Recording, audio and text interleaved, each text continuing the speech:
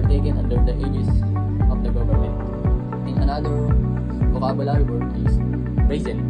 B-R-A-Z-E-N. Brazen. Brazen is bold and shameless. Example of brazen: the thief had to brazen to steal from the elderly woman. Brazen. That's the brazen. And another vocabulary word is bumbling. Bumbling. B-U-M-B-L-I-N-G. Bumbling. Bumbling is clumsy and awkward. Like me. My English is awkward.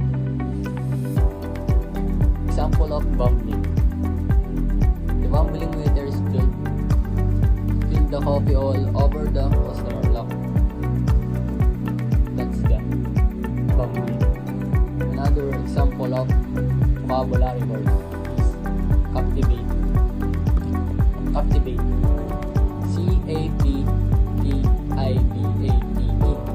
Captivate. Captivate is to attract and hold someone's attention completely.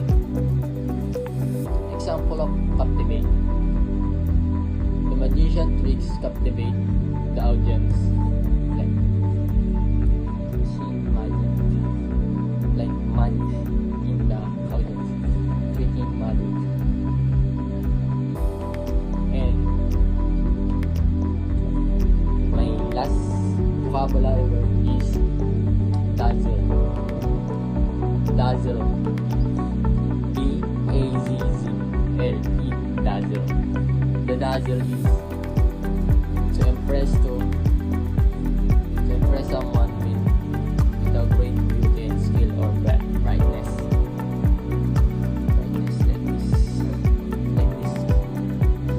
Like brightening in my face.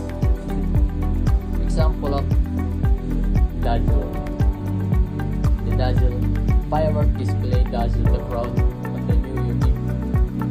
And thank you for watching, and thank you for salamat na lang po sa pakikinig sa akin. Amen.